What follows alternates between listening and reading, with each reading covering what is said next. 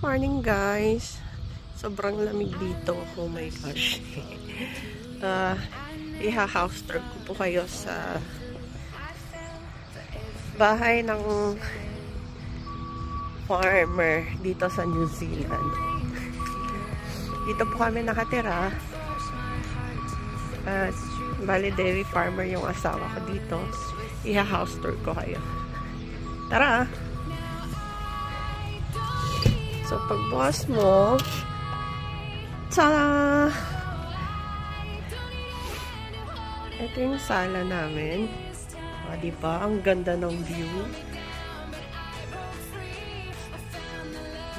And then, kitchen.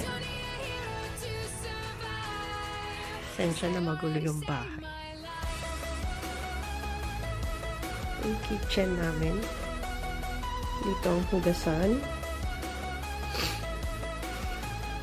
Kami nagluluto. Mga charis. Tapos dito, parang stock room.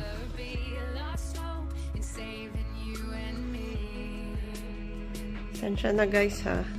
Medyo boring ako kausap kasi hindi ako marunong mag-vlog. Try ko lang. Kasi ito naman yung room ng Jonakis ko.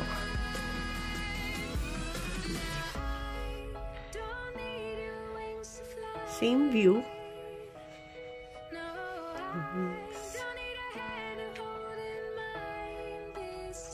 Ten. Hallway. We're going to our room. Ito naman yung room namin mag-asawa. Kaya po, diba? Simple lang. Ito yung washroom namin kung saan kami naglalaba. Binuksan ko na yan kasi nilagay ko to. Kasi pag umuulan, wala akong mapaglalagyan ng damit. Kaya dito ko sila hinahang. Hinahanger kong ganun. Then sa CR, this is our bathroom. Sensya na, madumi. Lamig. Shower room.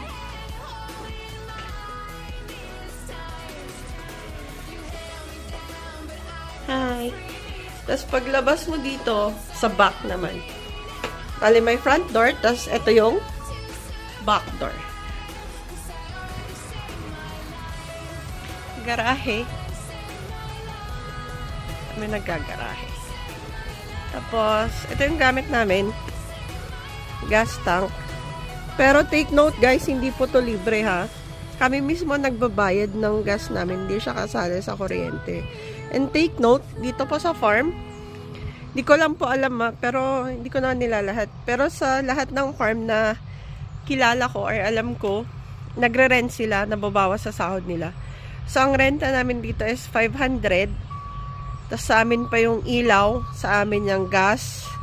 Kami nagbabayad niyan. Wala pong libre guys. Hindi ko lang po alam kung paano yung setup sa iba. Pero dito sa amin, kami mismo nagbabayad. Nakabawas sa sahod. Diyan yung shed namin. Nakita niyo yan? Toing. Diyan kami nagmi-milking.